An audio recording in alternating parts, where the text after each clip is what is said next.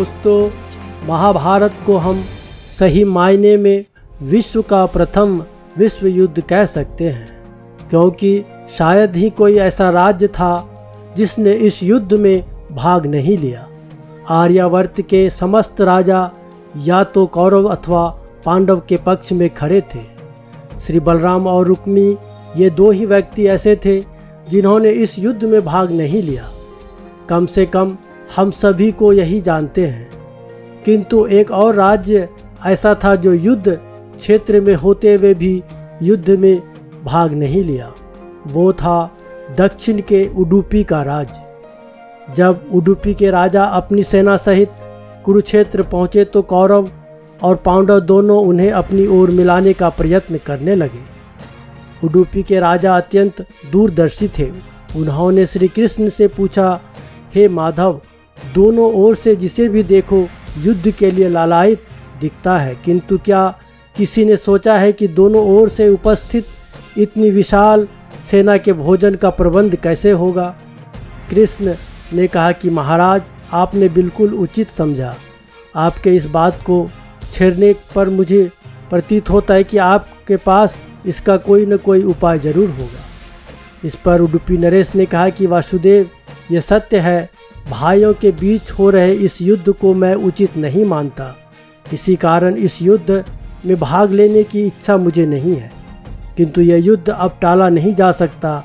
इसी कारण मेरी यह इच्छा है कि मैं अपनी पूरी सेना के साथ यहाँ उपस्थित समस्त सेना के भोजन का प्रबंध करूँ। इस पर श्री कृष्ण ने हर्षित होते हुए कहा कि महाराज, आपका विचार अति उत्तम है। इस युद्ध में लगभग 50 लाख योद्धा भाग लेंगे और अगर आप जैसे कुशल राजा उनके भोजन के प्रबंध को देखेगा तो हम उस ओर से निश्चित रूप से निफिर्क रहेंगे।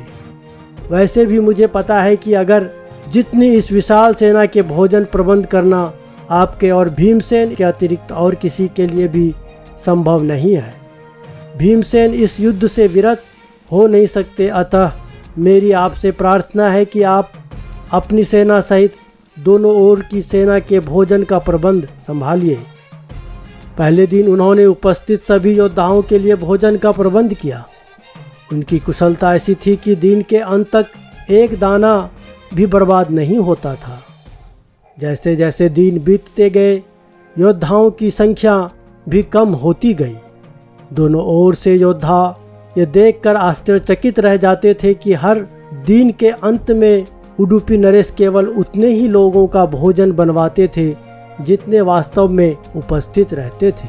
किसी को समझ में नहीं आ रहा था कि आखिर उन्हें ये कैसे पता चल जाता है कि आज कितने योद्धा मृत्यु को प्राप्त होंगे, ताकि उस आधार पर भोजन की व्यवस्था कर सके। इतने विशाल सेना के भोजन का प्रबंध करना अपने आप में ही एक आश्चर्य था, और उस पर भी इस प्रकार कि अन्न का एक दाना भी बर्बाद न हो, ये तो किसी चमत्कार से कम नहीं था।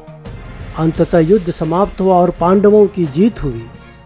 राज्याभिषेक के समय युधिष्ठिर ने कहा कि समस्त देशों के राजा हमारी प्रशंसा कर रहे हैं, किस प्रकार हमने कम सेना होते हुए भी कौरवों पे विजय प्राप्त की। किंतु मुझे लगता है कि हम सब से अधिक प्रशंसा के पात्र कृष्ण ही है। इस पर उडुपी नरेश ने हंसते हुए कहा कि आपने बिल्कुल सही कहा। उडुपी नरेश ने कहा कि आप जिसे मेरा चमत्कार कह रहे हैं वो भी कृष्ण का ही प्रताप है। ऐसा सुनकर वहाँ उपस्थित सभी लोग आश्चर्यचकित हो। तब उडुपी नरेश ने इस रहस्य पर से पर्दा उठाया और कहा कि हे महाराज, श्री कृष्ण प्रतिदिन रात्रि में मूंगफली खाते थे। मैं प्रतिदिन उनके शिविर में गिनकर मूंगफली रखता था और उनके खाने के पश्चात गिनकर देखता था कि उन्होंने कितनी मूंगफली खाई है। वे जितनी मूंगफली खाते थे उससे ठीक 1000 गुना सैनिक अगले दिन युद्ध में मारे जाते थे। अर्थात अगर वो 50 मूंगफली खाते थे तो समझिए कि अगले दिन 50,000 योद्धा मारे जाएंगे। उसी अनुपात में अगले दिन का भोजन बनाना पड़ता था। ये सुनकर सभी श्री कृष्ण को नतमस्तक हो गए। ये कथा महाभारत की सबसे दुर्लभ कथाओं में से एक है।